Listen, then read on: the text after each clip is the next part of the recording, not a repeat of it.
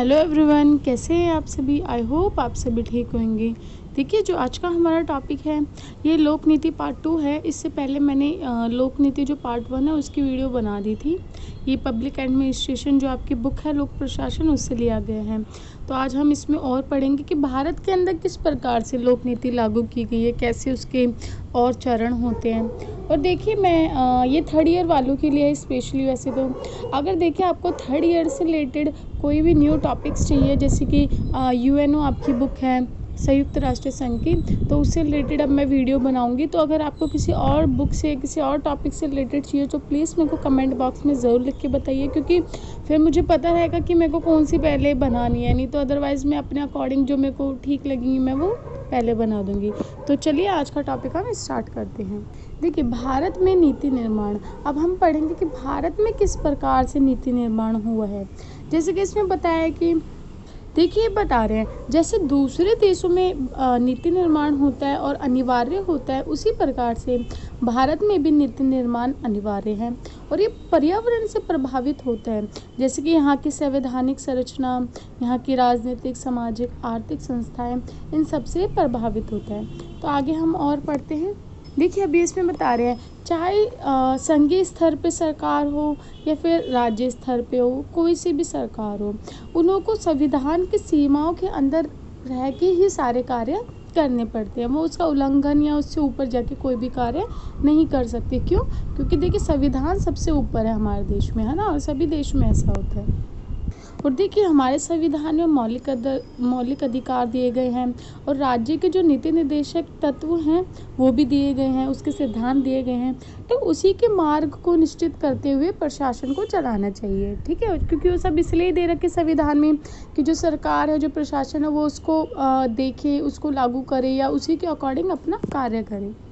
अब देखिए आगे क्या बता रखा है। देखिए, ये बोले जो आपका नीति निर्माण प्रक्रिया को संघीय व्यवस्था के अनुकूल होना चाहिए, ठीक है। जो भी आप नीति निर्माण जो भी होती है उसकी प्रक्रिया, उसको संघीय व्यवस्था के अनुकूल होना चाहिए। दूसरा बता रहे कि भारत की जो संघीय व्यवस्था है वो अद्वितीय भी है और एकात्मक, जो उसका विकास है वो एकात्मक व्यवस्था से है, ठीक है। आगे देखिए इसमें क्या बता रहे हैं। देखिए, बोले केंद्र तथा राज्य सूचियों के द्वारा सरकार, राज्य सरकार जो होती है उनको अपनी अपनी शक्ति दे रखी है। जैसे केंद्र सरकार जो होती है और राज्य सरकार जो होती है उनको अपनी अपनी शक्तियाँ दे रखी है, ठीक है। आप सभी को ये पता है। और बता रहे कि इन दोनों को मिला के एक, देखिए, एक केंद्र सूची होती है, एक राज्य सूची होती है, एक संवर्धित सूची होती है ना। तो संवर्धित सूची में क्या होता है कि दोनों के काम आते हैं, दोनों के मिलजुल के काम आते हैं, है ना। तो वही बड़ी संख्या में वो बहुत एक केंद्र का विषय है या फिर। और देखिए, संवर्धित सूची में भी क्या होता है कि केंद्र सरकार की शक्तियाँ ज़्यादा है उसमें। आपको पता है ना कि लास्ट फैसला जो होता है वो केंद्र सरकार का होता है ना। जिसके राज्य सरकार और केंद्र सरकार दोनों मिलकर ही डिस्कस करते हैं, परंतु लास्ट जो अंतिम फैसला होता है वो केंद्र सरकार का आता है। और ये जो वित्तीय दृष्टि है उससे भी जो राज्य है वो आश्रित होता है केंद्र सरकार पे। आप सभी को पता है हर एक राज्य सरकार पैसों से रिलेटेड, वित्तीय से रिलेटेड किस पे आश्रित होता है, केंद्र सरकार पे आश्रित होते हैं। आगे देखिए क्या बता रहे हैं। और आप सभी को पता है कि भारत में संवैधानिक संसदीय शासन प्रणाली है, ठीक है, ये बताया गया है इसमें। आगे देखिए। और ये बोल रहे हैं कि आपको संसद प्रणाली या फिर संविधान के दायरों में ही रहकर अपने कार्य या शक्ति यूज़ करते हैं, ठीक है, उसका उपयोग करते हैं। आगे देखिए क्या बता रहे हैं। ये बता रहे चाहे आपकी पंचवर्षीय योजनाएं जो होती है वो हो, औद्योगिक नीति हो, जनसंख्या संबंधित कोई नीति हो, शिक्षा संबंधित कोई नीति हो, ये सब जो नीतियां हैं ये संसद द्वारा स्वीकृत हो जाने पर ही ये मतलब कि अंतिम रूप में आती है ना। अगर संसद द्वारा इसको स्वीकृति मिल जाएगी, परमिशन मिल जाएगी, तो फिर ये लागू हो जाएगी, अपना अंतिम रूप प्राप्त कर लेती हैं, ठीक है। आगे देखिए क्या बता रहे हैं। देखिए, बोरे जैसे कि और देशों में जो संसद है उसमें गिरावट आई है, मतलब कि उसकी शक्तियों में गिरावट आई है, उसी प्रकार से भारत में भी आई है। क्योंकि देखिए, आधुनिक जो युग चल रहा है इसमें क्या होता है कि सारी शक्ति किसके हाथ में चल गई, जो कार्यकारिणी जो होती है, ठीक है, कार्यपालिका समझ लीजिए, जो सरकार होती है, सत्ता होती है, उसके हाथ में सारी शक्तियाँ जो चल गई हैं, मंत्रिमंडल के हाथ में चल गई हैं। तो जिससे कि क्या होता है कि जो संसद है उसमें गिरावट आई है, उसकी शक्तियों में गिरावट आई है। देखिए बोरे, जो भी नीतियाँ निर्माण होती हैं वो संसद के बाहर ही कर ली जाती हैं, है ना। संसद के बाहर ही उसको घोषणा कर कर दी जाती है कि ये नीतियाँ बनेंगी या जो भी है, और जो संसद है उसकी स्वीकृति भी उससे ले ली जाती है। इसमें अब कोई बहुत बड़ा इशू नहीं रहा। ठीक है, पहले क्या होता था कि संसद की जो इम्पोर्टेंस थी, जो उसकी शक्तियाँ थी बहुत ज़्यादा थी, उसी के अंदर सब नीतियाँ बनती थी, परंतु अब बाहर ही बनाई दी जाती है। बोल रहे कि वास्तविक रूप से देखिए, व्यवहारिक रूप से तो संसद के पास है, ऐसे मान लीजिए व्यवहारिक रूप से, परंतु वास्तविक रूप से ऐसा नहीं है। जिसके हम बोलते हैं ना कि प्रधानमंत्री राष्ट्रपति के पास सारी शक्तियाँ, ये किसके रूप से, व्यवहारिक रूप से नहीं है। मतलब कि व्यवहार जिसकी इसको रियल में नहीं मानते, परंतु प्रधानमंत्री के पास है, ये वास्तविक है। ठीक है, व्यवहारिक रूप से, सॉरी। तो यही इसमें भी बताया गया है। देखिए बोरे, जहाँ तक कि भारत की केंद्र सरकार का संबंध है, नीति निर्माण कौन बनाता है, उसका प्रमुख होता है प्रधानमंत्री और उसके कार्यालय और मंत्रिमंडल के सदस्य होते हैं। ठीक है, आप सभी को पता है कि नीतियाँ प्रधानमंत्री द्वारा बनाई जाती है, उसके मंत्रिमंडल के जो सदस्य होते हैं वो उसको विचार विमर्श करते हैं, उसको बनाते हैं। आगे देखिए क्या बता रहे हैं ये। देखिए अभी ऐसे ओवरऑल बता रहे हैं कि केंद्रीय स्तर पर 400 नीति निर्माण और राज्य स्तर पर भी 400 नीति निर्माण, और कुल मिला के 125 मतलब बता रहे हैं। ठीक है, परंतु देखिए पुराना आंकड़ा है, नया आंकड़ा अलग है। तो बता रहे हैं इतने नीति निर्माण जो है ये इसी स्तर पे बनाए जाते हैं। बुरे कुल मिला के 1000 के लगभग है। ठीक है, जो टोटल हैं आपके नीति निर्माण जो राज्य स्तर पे और केंद्र स्तर पे बनाए गए हैं। बुरी देखिए, अब नीति निर्माण के साथ कई संस्थाएं जुड़ी होती, जैसे कि मंत्रिमंडल हो गया तथा उसके कार्य जो उसका कार्यालय हो गया। ठीक है, और मंत्रिमंडल का सचिवालय भी हो गया, योजना आयोग हो गया, राष्ट्रीय विकास परिषद हो गया। ये सब जो है ये नीति निर्माण के साथ जुड़े हुए हैं। अब आगे हम इसी पे डिस्कस करेंगे कि प्रधानमंत्री का कार्यालय क्या होता है, उसके बाद हम देखेंगे कि राष्ट्रीय विकास परिषद क्या होता है। ठीक है, ये सब अभी हम आगे डिस्कस करेंगे। तो हमारा अब पहला पॉइंट है प्रधानमंत्री का कार्यालय। अब इसमें हम पढ़ते हैं कि प्रधानमंत्री के बाद क्या क्या शक्ति, उसके कार्यालय में क्या क्या चीज़ें होती हैं।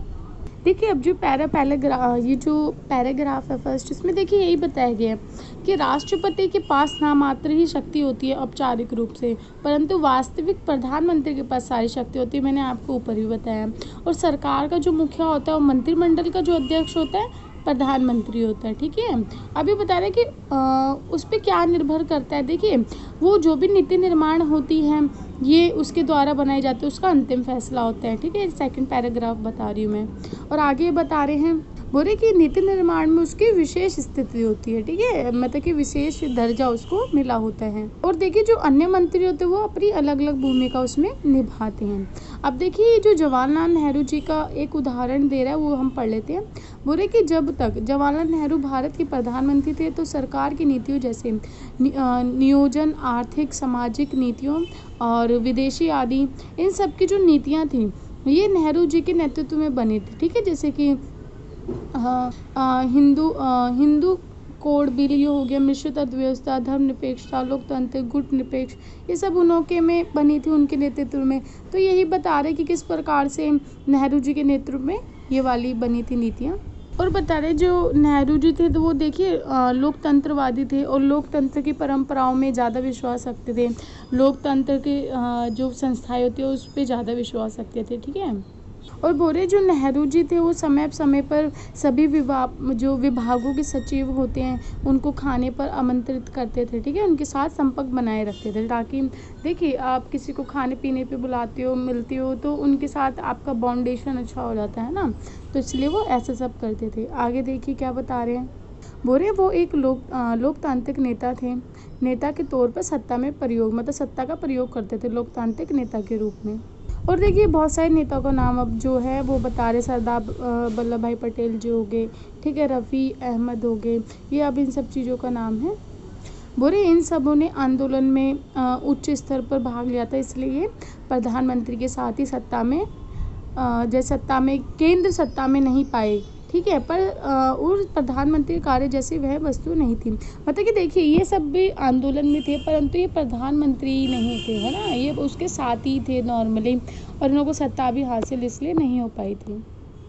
देखिए और जैसे जैसे समय बीतता गया, दूसरा पहरा है, जैसे जैसे समय बीतता गया तो जो प्रधानमंत्री थे उनके कार्यालय में भी बड़ा परिवर्तन आया। जैसे कि जो जवाहरलाल नेहरू थे ठीक है। शास्त्री जी जो थे लाल बहादुर शास्त्री लाल बहादुर शास्त्री जी जो थे वो 1964 में जब प्रधानमंत्री बने तो बता रहे कि किस प्रकार से उनको जो आपका सचिव होता है सचिव नियुक्त किया गया और विदेशी मामलों में उनको आर्थिक जो मामले होते हैं उनसे निपटने के लिए आदेश नियुक्त थे। ठीक है। और बोल रहे हैं इसमें बहुत सारे 3 सचिवों की नियुक्ति की गई और कर्मचारियों की भी नियुक्ति की गई। जो विदेशी मामले होते हैं उसकी ये बात कर रहे हैं कि कैसे उनके टाइम पे नियुक्ति की गई थी एक छोटे से उसकी, ठीक है, थोड़े से लोगों में, और कैसे कर्मचारी भी उसमें उन्हों के साथ थे। अब देखिए इसमें वो इंदिरा गांधी जी के बारे में बता रहे हैं, वो भी ऐसे बता रहे हैं कि उन्होंने क्या क्या विकसित किया, ठीक है, और उन्होंने कैसे एक बड़ा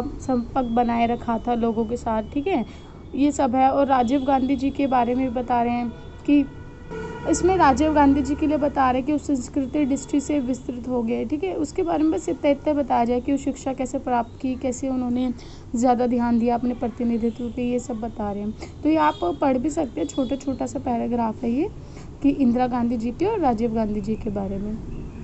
आगे देखिए क्या बता रहे हैं। देखिए आगे बता रहे हैं कि राजनीतिक तथा प्रशासनिक दोनों ही क्षेत्र में जो प्रधानमंत्री या सरकार की जो भूमिका होती है वो बहुत ही महत्वपूर्ण होती है, ठीक है, बहुत ज़्यादा इम्पॉर्टेंट होती है। उस आपको पता है कि प्रधानमंत्री के देख हम चाहे राष्ट्रपति का नाम ना जानती हो परंतु हमें प्रधानमंत्री का नाम पता होता है ना। तो ऐसे होता है, प्रधानमंत्री को सब जानते हैं, बच्चे जानने लग जाते हैं, क्योंकि देखिए वही नीतियाँ बनाता है, वही हमारे देश को संबोधित करता है, बहुत सारी चीज़ें ऐसी होती हैं, तो इसलिए उनकी जो भूमिका वो बहुत ज़्यादा महत्वपूर्ण है। अब देखिए हम आगे पढ़ेंगे केंद्रीय सचिवालय। अभी हमने प्रधानमंत्री के कार्य पढ़े, अब हम पढ़ेंगे केंद्रीय सचिवालय के नीति निर्माण में क्या कार्य होते हैं।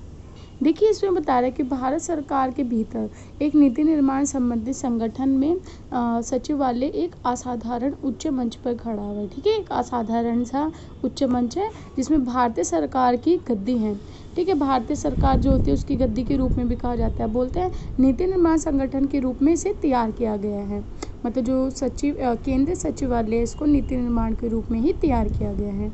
देखिए बोले कि सकारात्मक तौर से और संचारात्मक तौर से इसके जो कार्य हैं उसको भिन्न समझा गया है, परंतु जो इसके वर्कर्स होते हैं, इनकी जो भर्ती होती है उसके माध्यम से जो कार्य होते हैं करने में मतलब इससे जोड़े गए हैं, जो भी इसके कर्मचारी होते हैं उनको इसके माध्यम से जोड़ा गया है। बोले कि सचिवालय में मध्यम तथा उच्च स्तर पे जो अधिकारी होते हैं उनकी नियुक्ति राज्य सरकार तथा केंद्र सेवाओं के लिए की जाती है, ठीक है, अधिकारियों के लिए। इसमें देखिए ये बताया जा रहा है कि जो केंद्र सचिवालय है ये कैसे एक ऊंचे दर्जे के असाधारण रूप से रखा गया है। इसमें किस प्रकार से जो कर्मचारी होते हैं, जो भी वर्कर्स होते हैं, उनकी नियुक्ति की जाती है, चाहे वो राज्य सरकार पे हो केंद्र सरकार पे हो। इसमें जो नियुक्ति की जो प्रोसेसर है उसको व्यवस्था की गई है, मतलब कि जो कर्मचारियों को पद देने की जो व्यवस्था वो इसमें करी गई है। देखिए बोरे की जो इसका प्रमुख विचारधारा जो है ना, केंद्र सचिवालय की जो प्रमुख विचारधारा है वो ये है कि देखिए जो भी नीति निर्माण संबंधित मंत्रियां ये जो है उसमें जो परामर्श देने का कार्य होता है उनको भारत जैसे विविधता वाले देश में सभी व्यवहारिक कठिनाइयों और समस्याओं का प्रत्यक्ष अनुभव प्राप्त होना चाहिए, मतलब कि जो भी इसमें कार्य करते हैं उनको भारत की जो कठिनाइयाँ, उनका जो व्यवहार है, इन सब का अनुभव होना चाहिए, ठीक है। और बता रहे हैं और बोल रहे हैं कि जिनका सामना लोक अधिकारियों के क्षेत्र में कार्य करते हुए करना पड़ता है, कि जब आप लोक अधिकारी होते हैं, ठीक है, लोक नीतियाँ बनाते हैं उसमें जो लोक अधिकारी होते हैं वो लोग इन सब चीज़ों का सामना करते हैं, भारत की कठिनाइयों का व्यवहारिक रूप से, तभी वो इसमें शामिल भी किए जाते हैं और वही नीति निर्माण का मतलब कि उसको बनाते हैं, फिर उसको कैसे ठीक तरीके से करना है वो बताते हैं। आगे देखिए इसमें बताया राष्ट्रीय विकास परिषद। हम पढ़ेंगे इसमें अभी राष्ट्रीय विकास परिषद में क्या बताया गया है, जैसे कि हमने 2 में पढ़ लिया, अब इसमें पढ़ेंगे। देखिए बोल रहे राष्ट्रीय विकास जो परिषद है ये एक अन्य संस्था है, इसमें प्रधानमंत्री केंद्रीय मंत्री जो होते हैं और सभी राज्यों के जो केंद्र शासित प्रदेश के मुख्यमंत्री जो होते हैं और योजना आयोग के जो सदस्य होते हैं वो सब इसमें शामिल होते हैं, और जो भी अगर कोई भी पंचवर्षीय योजना का अंतिम रूप होता है वो इसमें पेश किया जाता है और इसका राष्ट्रीय विकास परिषद द्वारा विचार किया जाना बहुत ज़रूरी है। अगर आप कोई भी पंचवर्षीय योजना बनाते हैं तो इसमें रखा जाना या फिर इसके द्वारा लागू किए जाने या इसमें विचार किया जाना ज़्यादा। बोले जो राष्ट्रीय विकास परिषद है ये भी एक बहुत प्रभावित और महत्वपूर्ण आर्थिक और सामाजिक नीतियों पे प्रश्न या विचार करती है। परंतु देखिए बता रहे जिसमें कार्य होते हैं, जो इसमें बैठक होती है वो संतोषजनक नहीं होती है, उसका सही से कोई परिणाम नहीं आता। क्योंकि देखिए इसमें क्या होता है, इसमें बहुत ज़्यादा बहसबाजी होती है ना, तर्क वितर्क होते हैं। बोले इसको सजावट संस्था के रूप में ही सीमित रह गया है ये, ठीक है। एक सजावट संस्थाएं जो होती हैं, जो ऊपर से होती है, उसके रूप में सीमित रह गई, क्योंकि इसके अंदर कुछ कार्य सही से हो नहीं पाते, कोई निर्णय नहीं सही से ले पाते हैं, जो प्रमाण होते हैं वो सही से नहीं हो पाते हैं ना। क्योंकि इसमें देखिए सभी लोग शामिल होते हैं, केंद्र सरकार हो, राज्य सरकार हो, सबके मुख्यमंत्री, तो सबका विचार एक जैसा ये एक चीज़ पे नहीं आ सकता। आप सभी को पता है सबकी भिन्न भिन्न सोच होती है, भिन्न भिन्न तरीके के विचार होते हैं, तो वही इसमें बताया गया है। जैसे कि देखिए इसमें एक एग्जाम्पल था पर मैंने लिखा नहीं है, मैं बता देती हूँ। देखिए एक दूध का गिलास है, कुछ लोग बोलते हैं कि वो आधा भरा हुआ है, कुछ लोग बोलते हैं वो आधा खाली है। तो इस पर क्या होता है कि दोनों की जो सोच है वो एक तरफ, मतलब एक उस पर नहीं आ रही है, पॉइंट ऑफ व्यू पे, है ना, अलग अलग है। तो वो इसमें बताया गया कि इसमें इसी प्रकार से इसमें कोई भी कार्य सफलतापूर्वक नहीं हो पाते, ये खाली सजावट रूप से है, ठीक है। तो यही इसमें बताया गया है। देखिए जो इसमें बैठकें होती हैं बहुत कम होती हैं, ठीक है, होती नहीं है, बहुत ही ना के बराबर कम होती हैं बहुत। देखिए और इसमें बता रहे कि समझ लीजिए कुछ प्रस्ताव है वो प्रधानमंत्री या उसका कार्यालय द्वारा दिया गया है, तो ज़रूर इसमें ये सोच लिया जाता है कि उसको ज़्यादा डिस्कस करना या उसको ज़्यादा विस्तार पूर्वक विचार करना ज़रूरी नहीं है, ना के बराबर है। और आगे बता रहे हैं कि इसमें बहुत सारी संस्थाओं को छोड़ भी दिया जाता है, ठीक है, इसमें इंक्लूड नहीं किया जाता या फिर उनका स्वीकृति हाँ के बराबर मान ली जाती है कि हाँ उनकी हाँ ही है, इस प्रकार से उनको छोड़ दिया जाता है। परंतु ये बोल रहे वास्तविक तौर पे ऐसा नहीं है, क्योंकि देखिए नीति निर्माण के पीछे कई हित होते हैं, कई तत्व होते हैं और कई कार्य भी होते हैं, तो ये सब ठीक नहीं है ये बोल दिया जाए, ठीक है। क्योंकि संस्था ही ऐसे है सजावटी तौर पे, तो उसमें ऐसे ही सब हो जाता है नॉर्मली, कुछ ज़्यादा डिस्कस नहीं होता। अगर प्रधानमंत्री है तो ज़्यादा विस्तार पूर्वक नहीं बात होगी, क्योंकि वो उन्हों का फैसला है, इसलिए उन्हों की नीतियाँ हैं ना। और बहुत सी संस्थाओं को बाहर छोड़ भी दिया जाता है, उनकी हाँ समझ ली जाती है। अब आगे हम पढ़ेंगे, देखिए ये तो हमने पढ़ लिया, अब नीति निर्माण के जो हमने 3 वो पढ़ी, ठीक है, संस्थाएं।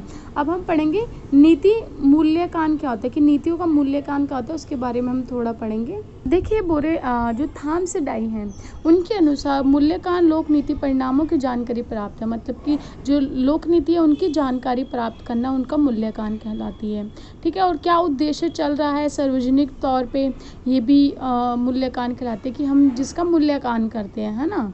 और इसमें ये देखा जाता है कि कोई भी लोक नीति है वो अपने घोषित उद्देश्य को पूरा कर रही है और उनका मूल्यांकन है, ये मतलब कि देखिए जो भी उद्देश्य वो बोलती है कि हमने ये नीति बनाई, तो उसका उद्देश्य पूरा कर भी रही है फिर नहीं कर रही है, या उसमें कोई उसके मार्ग में कोई रुकावटें आ रही हैं, या किस प्रकार से उसको दूर किया जाए, कैसे, मतलब कि मूल्यांकन करना कि कैसे पहले तो उसको बना दिया जाता है, फिर उसको कोई उसमें प्रॉब्लम्स आ रही है बीच में, उसको कैसे दूर किया जाए, उसको और कैसे सही किया जाए, ये मूल्यांकन करना होता है, ठीक है।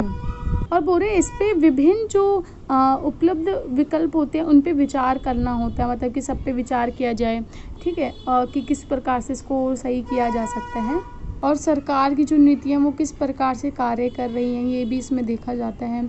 और इन सभी का मूल्यांकन आरंभ से किया जाता है, ठीक है, आरंभ जो होते हैं स्टार्टिंग से किया जाता है। बुरे मोटे तौर पे हम देखें तो जो नीति है उस लोक नीति का पता लगाने के लिए जो जो संसाधन आपके पास है, ठीक है, उसको अपनाए जा रहे हैं, उनके उद्देश्यों को पूरा कर रही है या नहीं कर रही, जिन साधनों का आपने यूज़ किया है, उपयोग किया है, वो उनको पूरा कर भी रही है नहीं कर रही, ठीक है, ये पता लगाया जाता है इस मूल्यांकन में। मूल्यांकन में सब चीज़ों का आप समझ लीजिए ध्यान रखते हैं, ठीक है, उसका मूल्यांकन करते हैं, किस प्रकार से हम उसको और अच्छा कर सकते हैं, उसकी प्रॉब्लम्स दूर कर सकते हैं, ये सभी इसमें बताया गया है। अब देखिए इसमें कुछ चरण हैं कि किस प्रकार से आप देख सकते हैं उसकी कठिनाइयों को दूर कर सकते हैं, ठीक है, ये सब हम इसमें पढ़ेंगे। देखिए इसमें प्रथम चरण में बता रहे हैं कि लोक नीति के लक्ष्य सुस्पष्ट व्यक्त नहीं किए जाते, ठीक है, पूरी तरह से स्पष्ट नहीं किए जाते, तो ये जानना कि वह पूरा हो रहे हैं ये बहुत कठिन कार्य है इसमें, ठीक है। और बोल रहे हैं कि कई बार क्या होता है, जो मूल्यांकन होते हैं उसमें जो स्वयं से जो कार्य कर रहा है, कर्ता जो होता है, वो निष्पक्ष तथा तटस्थ व्यक्ति नहीं होते। ठीक है, व्यक्ति नहीं होते हैं, पूरे सही से व्यक्ति उसमें हो नहीं पाते हैं जो भी हैं। तो बोल रहे हैं कि इसमें कि विभिन्न प्रकार के हित जुड़े, मतलब कि इसमें जो होते हैं, इसका जो अध्ययन करते हैं उसमें लोगों के या किसी के भी विभिन्न प्रकार के हित जुड़े होते हैं। तो इसको अच्छे से आपको अच्छे से देखना चाहिए, है ना। अब देखिए, एक राइटर है, उनका क्या मानना है वो पढ़ते हैं। बोल रहे हैं, इन ग्राम का मानना है कि सफलता या असफलता, ठीक है, धारणाएं हैं। देखिए, सफलता या असफलता एक धारणाएं हैं खाली। ठीक है, बोलते हैं अत्यधिक व्यक्ति सापेक्ष तथा व्यक्ति के लक्ष्य आवश्यक की अनुभूति और जीवन के प्रति मनोवैज्ञानिक दृष्टि से प्रतिबंध करते हैं। मतलब कि देखिए, आपकी जो सोच है वो मनोवैज्ञानिक रूप से, ठीक है, कि कुछ असफल है सफल है, ये आपकी सोच के ऊपर डिपेंड है। ठीक है, तो उसी के बारे में अभी बता रही है। जो मैंने आपको ऊपर जो एक वो बताया था दूध वाला एक गिलास में, वो एक्चुअली इस वाले से रिलेटेड है पूरा, उसमें भी वो हो जाएगा, बट इस वाले से है कि कैसे कि देखिए, जैसे कि इसके बता रहे कि पुरानी कथा में दो लोग होते हैं, ठीक है, दूध वाले होते हैं, उसमें कैसे वो बताते हैं कि आधा खाली गिलास है, आधा भरा हुआ गिलास है। तो वही बता रहे कि सबकी अलग अलग सोच होती है, अलग अलग करते, जो भी अलग अलग वहाँ पे वर्कर्स हैं उनके बीच अलग अलग विभिन्न प्रकार की विचारधाराएं होती हैं। जो राजनीतिक है उनकी विभिन्न प्रकार की विचारधाराएं, इसलिए उनमें विवाद होते हैं, समझौते होते हैं, इन सब के द्वारा नीति का निर्माण किया जाता है। ठीक है, तो जो मैंने आपको ऊपर बताया था वो इसमें आएगा। वैसे आगे देखिए, हम पढ़ेंगे। देखिए, बोले किसी भी नीति अथवा उसके कार्य जो कर्म होता है, कार्यक्रम, उसको अथवा उसके अच्छाई जो होती है उसके मूल्यांकन करने के लिए कई प्रकार के आपको चरणों से गुजरना पड़ता है। तो वही हम पढ़ेंगे कि नीति मूल्यांकन किस प्रकार से, मतलब कि उसके कितने प्रकार हैं। ठीक है, नीति मूल्यांकन के प्रकार अब हम पढ़ेंगे। तो वही इसमें बताया गया है। देखिए क्या बता रहे हैं कि इसमें ना कुछ मूल्यांकन के कुछ प्रकार होते हैं, जिसके प्रशासनिक रूप से होता है। ठीक है, उसके बाद हो गया आपका सेकंड है न्यायिक रूप से हो गया सेकंड, और थर्ड राजनीतिक मूल्यांकन होगी। ये सब अभी हम इसको डिस्कस करेंगे थोड़ा। देखिए, जो प्रशासनिक है इसमें क्या बता रहे हैं कि सरकार के भीतर विशेषज्ञ और जो वैधानिक वित्तीय या प्रशासन विशेषज्ञों द्वारा किया जाता है। ठीक है, किराए पर रखे हो सकते हैं, मतलब कि ये जो आप बता रही, जो मैं बता रही हूँ कि विशेषज्ञ हो गया या फिर वैधानिक वित्तीय पे प्रशासन विशेषज्ञ हो गए, ये सब किराए पे भी रखे जाते हैं। और ये सब है ना मूल्यांकन करते हैं कि जो भी नीति लागू हुई है, जो भी सेवाएं हो रही है वो सही ढंग से हो रही है नहीं हो रही, कम से कम लागत पर नागरिकों पर कम से कम बोझ डालकर पूरा कराई जा रही हैं, मतलब पूरी हो रही है नहीं हो रही, ये मतलब पूरा मूल्यांकन करते हैं कि ये ठीक है नहीं है, किस प्रकार से है। ठीक है, तो इसके भी 5 वो दिए गए हैं, किस प्रकार से आप इसको देख सकते हैं। जैसे कि प्रयास मूल्यांकन। देखिए, इसमें बता रहे हैं प्रयास मूल्यांकन में बस यही है कि जो सरकार है अपनी जब अपने लक्ष्य की पूर्ति के लिए जो प्रयास करती है उसको मापते हैं ये कि वो ठीक है या नहीं है, या फिर मतलब कि इनफ है या नहीं है।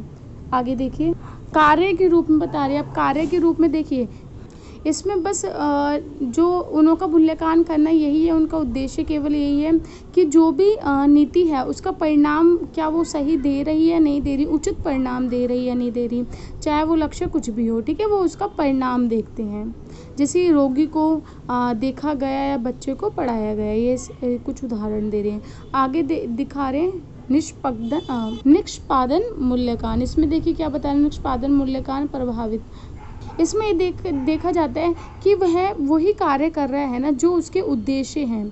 ठीक है, जो उससे आशा की गई है। जैसे कि कोई भी नीति है तो इसमें देखते हैं कि उसका सही उद्देश्य चल रहा है, या फिर जो उससे आशा की गई है वही कार्य हो रहा है या फिर नहीं हो रहा, वो इसमें देखा जाता है।